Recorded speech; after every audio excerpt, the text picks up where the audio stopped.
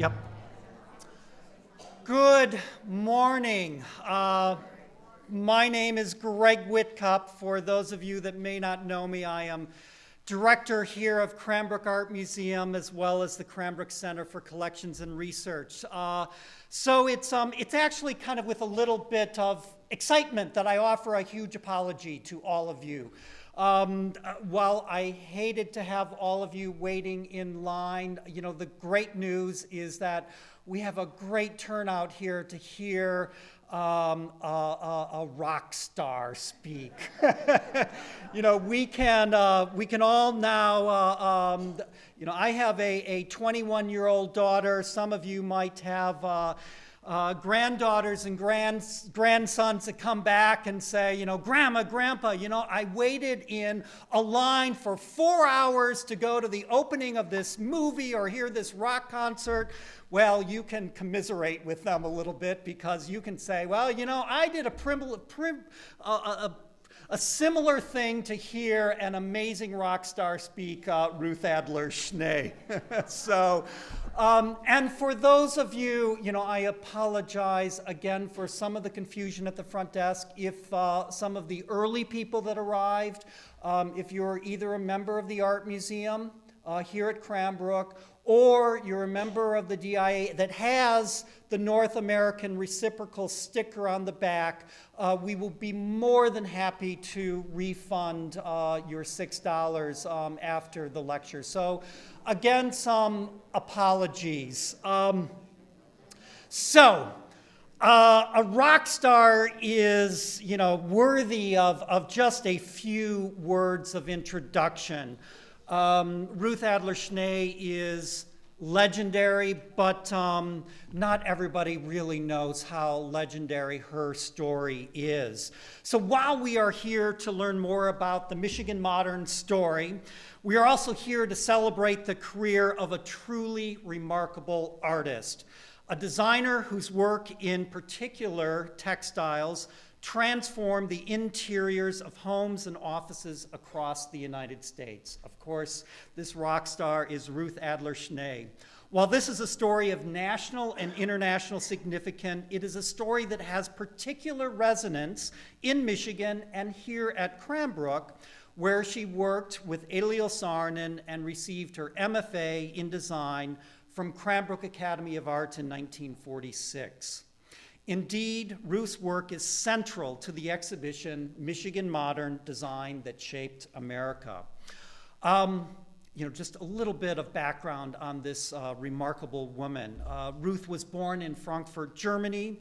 Through her mother, who studied calligraphy at the Bauhaus, Ruth was introduced to, you know, a little-known family friend by the name of Paul Klee. In the wake of World War II, however, when her family was forced to flee to America, Ruth found herself here in Detroit and a student at the infamous Cass Technical High School. After graduating in 1942, she received a fellowship to the Harvard University Graduate School of Architecture and Design, where she studied under, you know, another kind of minor person, Walter Gropius. Ruth then received a full scholarship to the Rhode Island School of Design, where she received her Bachelor of Fine Arts degree in 1945. Ruth then took up a position with the industrial design firm headed by, you know, another one of these minor people, Raymond Loewy in New York City, where she worked alongside such, you know, talented and little-known people like Warren Plattner, Minoru Yamasaki, and others. She became a lifelong friend of Yamasaki's.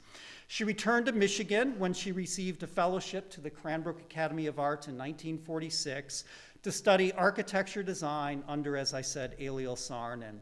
And it was here at Cranbrook, through an interior design competition, that she gained international recognition for her textile designs. In 1948, Ruth, with her husband, Edward Schnee, opened the Ruth Adler Schnee Design Studio in Detroit, which operated until 1960. Through the studio, Ruth designed custom contemporary textiles. The Schnees also opened a design and home furnishing store called Adler Schnee in Detroit, where they were one of the first stores in the nation, to sell modern furniture, fabrics, and home furnishings.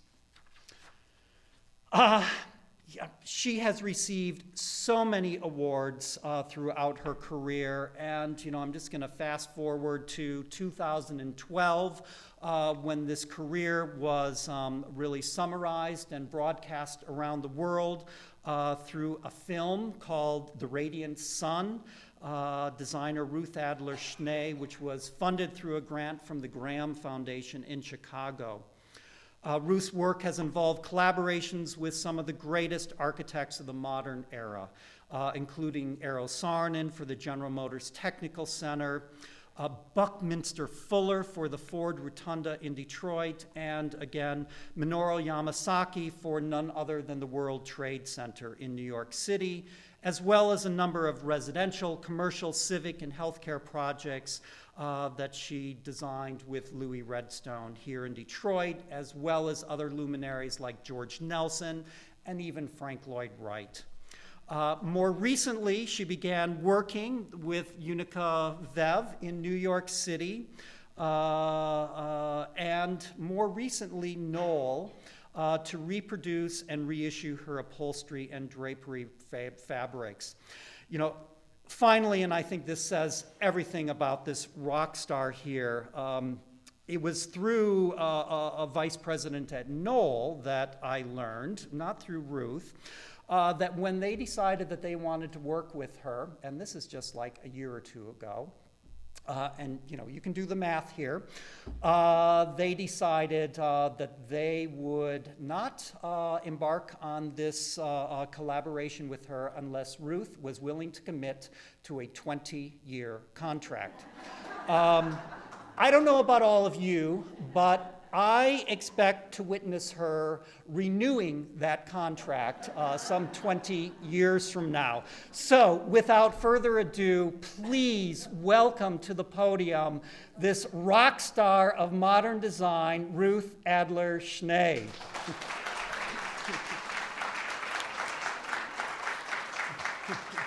Welcome. All right, let's make sure you get situated over here. Good morning. Please forget some of the, I just work. That's all, and I love my work, and this is what happens. But this talk this morning, of course, is on design that shaped America. And I hope you were given the handout because it's very important that you know the name designers who became market creators for corporations through mass production, distribution, and reduced prices.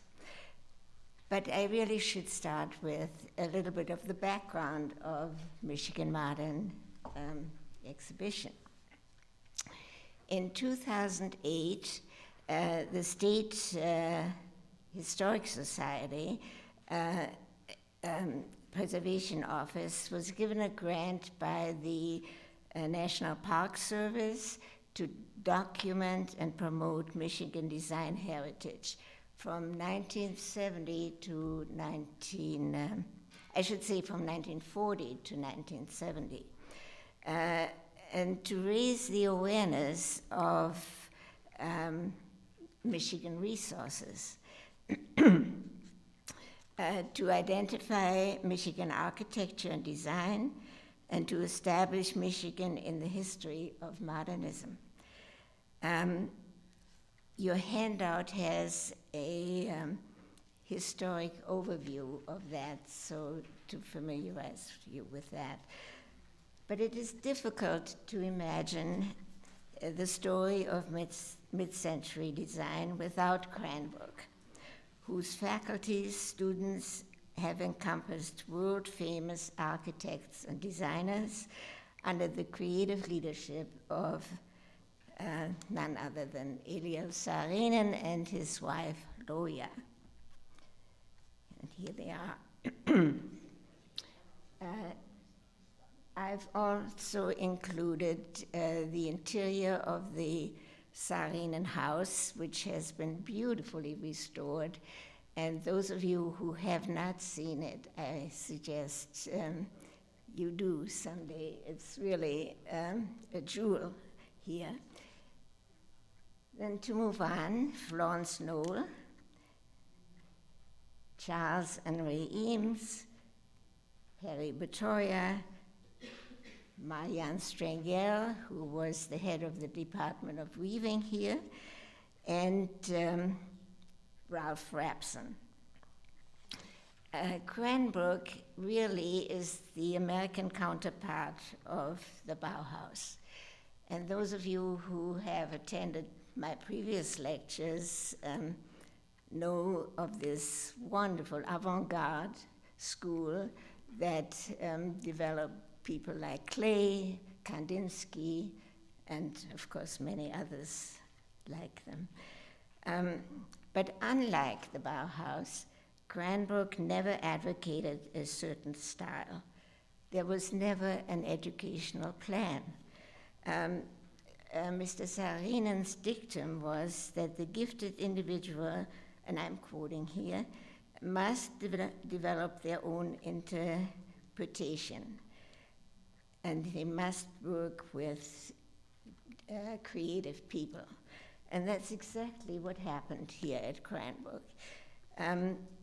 When I came here in 45, I was really, I think, the first woman that Mr. Saarinen accepted in the architectural studio. I was given studio space, and I was told to create. Well, that's a big project, and where do you begin? I think I really wasted 6 weeks of my first weeks at Cranbrook because I just couldn't come up with anything that I felt was good enough to work on and then present in an exhibition at the museum, which was the plan. Saarinen felt that if the teacher is a living artist, and if the student has natural gifts, you do not need to teach him, he will find his path. And that's exactly really what happens here at Cranbrook. The workshops are structured, or at that time were structured, where you work with master craftsmen, you work with educated apprentices, and you're encouraged to explore and experiment. You're free to devise your own projects and experiment in all media. And you are encouraged to participate in competition. And I was, now in retrospect, I really think that was a wonderful plan. So the philosophy here was really problem solving. It was to be a resourceful response to functional demands of each project. There was to be no reliance on historic forms, but that created designers whose vision reshaped our lifestyle and who were responsive to industrial methods in manufacturing. So to understand, this was our workshop at Cranbrook at that time. To understand the Cranbrook vision, I would like to go back to 1904, when George Booth established an arts and crafts community here, based on the tenets of William Morris. William Morris, of course, lived from 1834 to about 1890. He was a designer, he was a poet, a calligrapher, and in England of that period, established the arts and crafts movement. That was a philosophy as well as a style. It was to reform the Victorian taste in color and design. He founded the Society for the Protection of Ancient Buildings. He advocated a doctrine of socialism, and above all, he created the Cranbrook Press.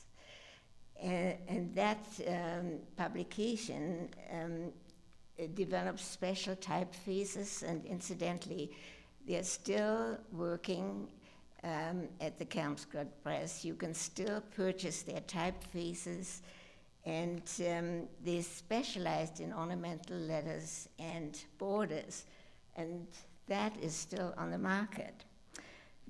So, and all this was developed during the Industrial Revolution, and I have to say here that John Ruskin joined him. Ruskin felt that quality is never an accident. And to promote that society that they created, they wanted craftsmen to benefit under the monitor of the guild system.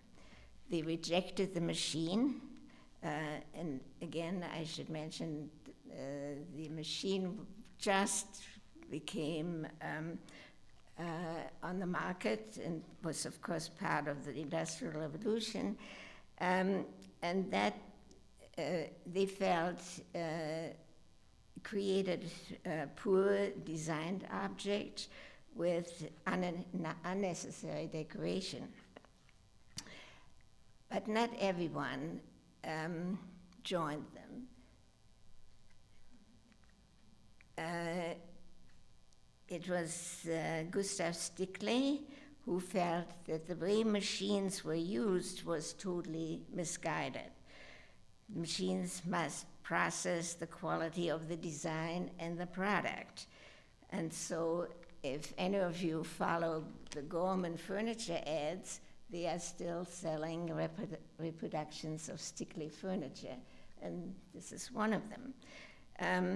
But it fit the American ethics, individuality, the use of natural materials, and all that revolutionized architecture, of course, and became part of the environment. But each region had its own vernacular expression. This is Frank Lloyd Wright. And you're familiar, I'm sure, with that. And this is Alden Dow.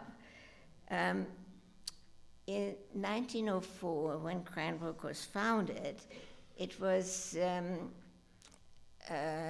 also the year that the University of Michigan Architectural Department established a new innovative educational plan. And that plan was the theory of pure design. It was no longer the Beaux-Arts theory, the Beaux-Arts methods, which was, of course, drawing from the plaster cast, and they were now relying on creative exploration. So here is now a new philosophy. The unity of design concepts from their broadest characteristic to the smallest detail. Please remember that it takes courage. Courage is really the key factor in every form of artistic and creative process. Design is the art of solving problems, to make the connection between material concepts and a recognition of choices and constraints. Good design cannot be separated from structure. There is no such thing as an unimportant detail. And here is Pipson Swanson, daughter of Ely, and daughter of Saline and Loya, who very much promoted that. She felt that each solution must articulate the need it addresses. In other words, the problem becomes part of the pleasure of its solving, and the joy of identifying these limitations are the result of tight and painful discipline. In fact, discipline is the quality intrinsic in the work. This is my own design, which was developed in 1940. This is germination, one of the pieces that are upstairs in the exhibition. It was designed during our honeymoon. You see, we went out to Arizona, and I had never been out west, and I was totally captivated by the earth formations, which is the black line, and the little red motifs are the seeds that the earth then bears. So rules as they are in design are those for a way of life, not submission to restraints, but only a respect for them. So design is the art of the possible. And to give tangible form to these ideas, a design must be good, it must express its purpose, it must, the problem of design must begin with people, because design facilitates human relationships and how people engage and interact with each other. In other words, it must be an imaginative blend of the creator and intended fit for the user.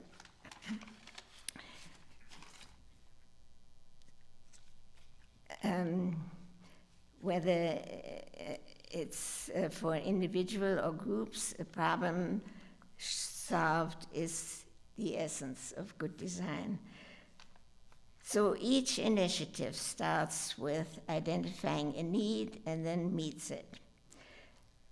After World War II, of course, many new materials came to the market. We have styrofoam, which was manufactured at that time by Dow Chemical Company. We have fiberglass now, reinforced plastic, which I think made the greatest impact on the furniture industry, and then was used in the molded shell chair with foam rubber padding. Of course, in Michigan, the automobile industry played a vital role in the concept of innovation. As the automotive industry began to flourish, Detroit became increasingly industrial and wealthy. And I think Michigan produced furniture makers which really revolutionized the look of the American home and office. Architects didn't just design buildings, they defined leading centers of activity and research, such as the General Motors building, the General Motors Tech Center, and Northland, various shopping centers. Let me see, I've skipped this. Here is Henry Ford with Albert Kahn. Kahn, as I'm sure you know, his brother actually developed reinforced concrete, and that had an incredible influence on the scale of the buildings.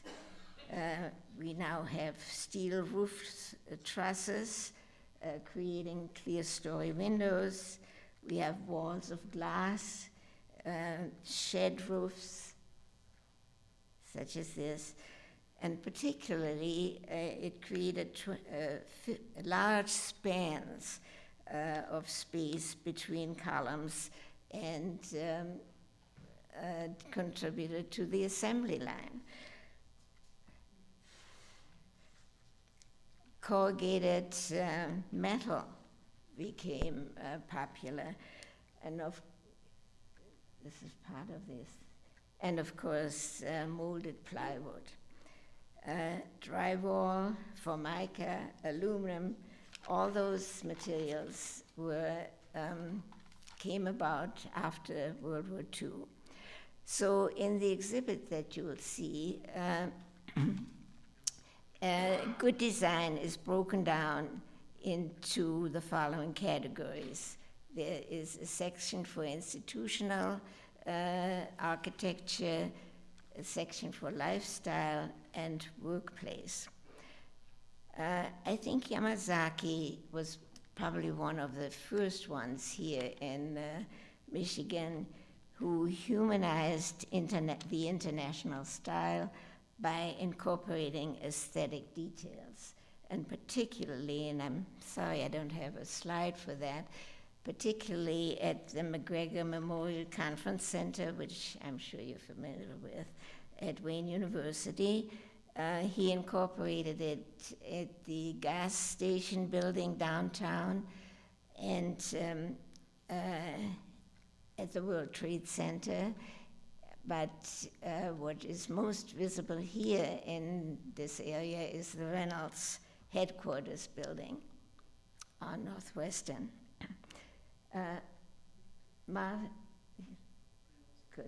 Marcel Breuer invented tubular furniture. And there is some architecture of his in Michigan. It's the St. Francis of Assisi church in Muskegon. This is Eero Saarinen's.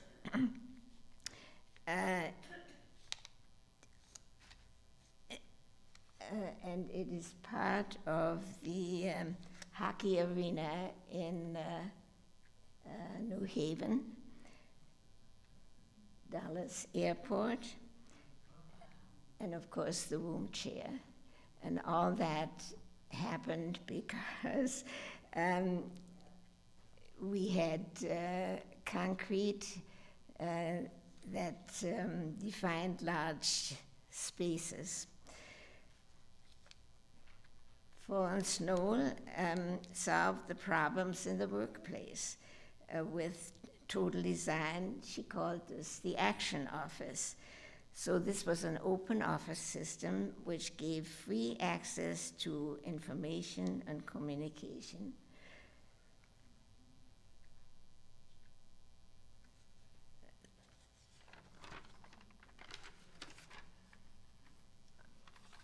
All that came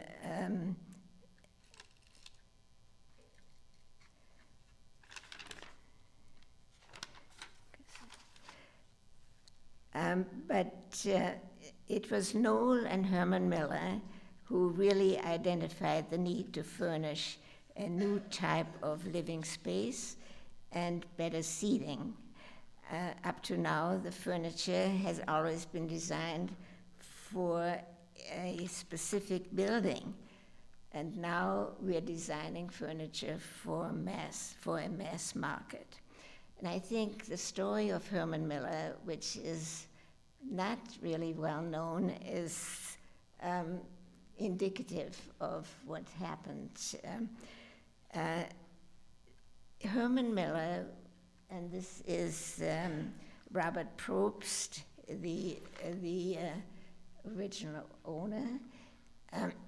Herman Miller had been designing and manufacturing 18th century furniture that they were selling through the Sears Roebuck catalog. Robert Probst was a Calvinist and felt that that was not an honest way of earning a living. And so he originally hired Gilbert Rode to help design a new lifestyle. And Rode did just that. here is, on the left, is one of his sectional furniture units. And then came George Nelson, who designed for Herman Miller the storage wall. Nelson actually started designing a built-in storage wall. He recognized that there's a 6-inch space in every house between the lumber, the wooden supports, and the drywall. And that 6-inch space should be used for storage. So he opened the drywall and just hung shelves in between, and that was the beginning of our storage wall. And then Herman Miller adapted that with aluminum posts and hanging furniture pieces between them. This is George Nelson, and of course the famous sofa, which you may have seen in the Nelson exhibit, which we had here at Cranbrook.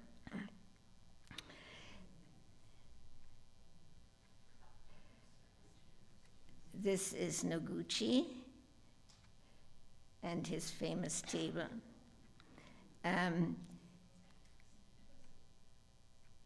Actually, Eames was the big designer at Herman Miller. His claim to fame is really his research into techniques utilizing bent plywood. But in 1940, he built that wonderful house in Pacific Palisades. This is part of a case study house, which Arts and Architecture sponsored. And believe it or not, it was erected by 5 men in 16 hours.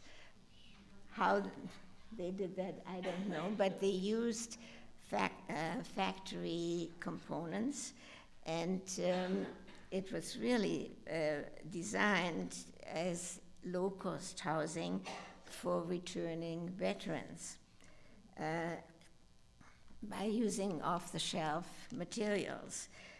But the Eameses, I think, the essence of the Eames creativity, I think, is their design process. They recognized the need and they added their own whimsy, such as paper flowers, kites, Mexican masks, and so forth. And so that created a totally new lifestyle. But I shouldn't forget that Louis Redstone and Victor Gruen did this type of thing in Detroit. Of course, it was most visible in the shopping centers, such as Northland. And here's the interior of the Eames house. And you see all the tchotchkes that they loved. But I think the one that was really, has never gotten full recognition is Alexander Girard. Girard had a wonderful studio here in Grosse Pointe. He came here designing for Decca Radio, and eventually ended up at Herman Miller's designing fabrics. This is wonderful. This is a wonderful example of his. His fascination was really folk art and diverse cultures, and I think you have a handout with one of his designs.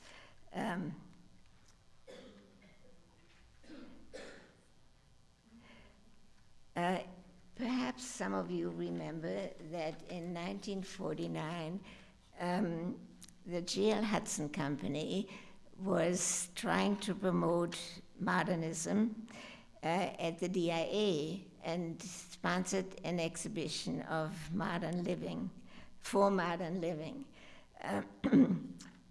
That resulted in a good understanding of a problem by creating a series of rooms exhibiting modern furniture, utensils, flatware, and tools. And I have to say that really set us up in our business, because unfortunately Hudson's had not educated their workforce to explain modern furniture and the whole philosophy behind it. So they sent their customers to us. And that's what made us open our shop.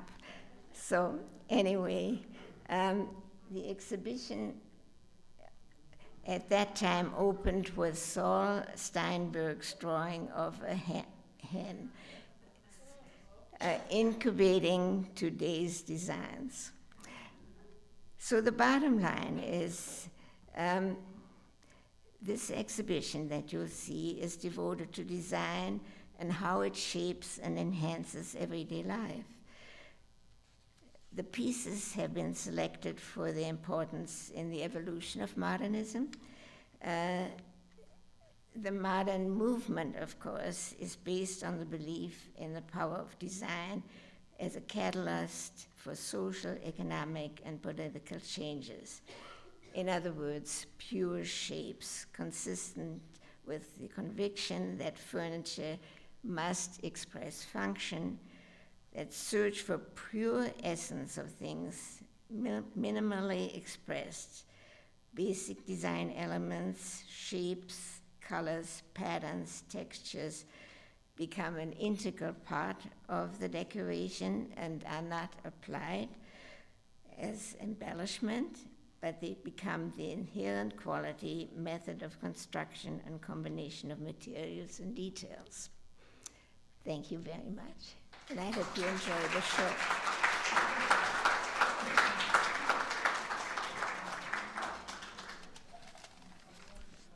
So what Ruth and I decided, rather than taking question and answers in the auditorium, is that we are going to encourage you to all go up into the galleries where Ruth will join you, and you'll have a chance to speak with her up there in front of many of the objects and drawings that you saw illustrated in her talk.